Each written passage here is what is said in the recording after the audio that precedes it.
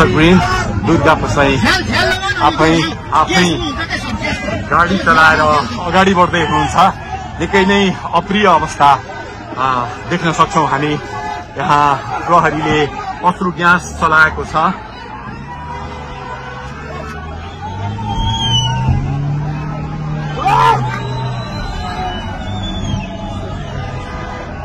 यो तीनकुनेको सडक हो, तीनकुने क्षेत्र हो।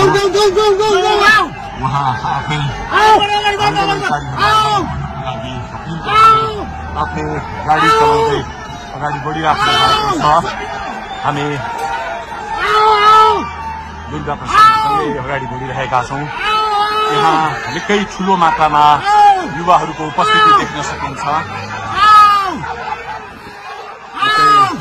ठूलो मात्रामा युवाहरूको उपस्थिति, प्रहरीको बार तोडेर दुर्गा प्रसाई आफै अगाडि बढ्दै हुनुहुन्छ। प्रहरीलाई गाडीले पेलेर दुर्गा प्रसाई अगाडि बढ्दै हुनुहुन्छ। अगाडि बढ्दैछौँ। यहाँ कसैले रोक्न सक्ने अवस्था छैन। जसरी प्रहरीलाई पेलेर अगाडि बढिरहेको भएको छ। प्रहरी गाडीको चाबी खोज्न लागिपरेको छ।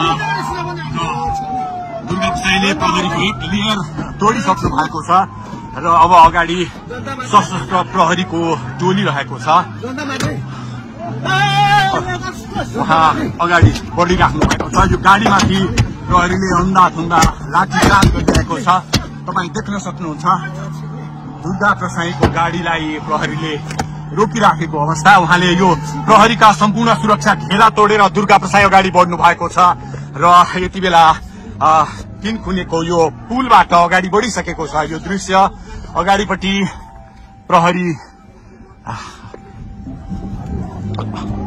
प्रहरीका घेरा तोडेर दुर्गा प्रसाई अगाडि बढिराख्नु भएको छ। हामी दृश्य देख्न सक्छौं।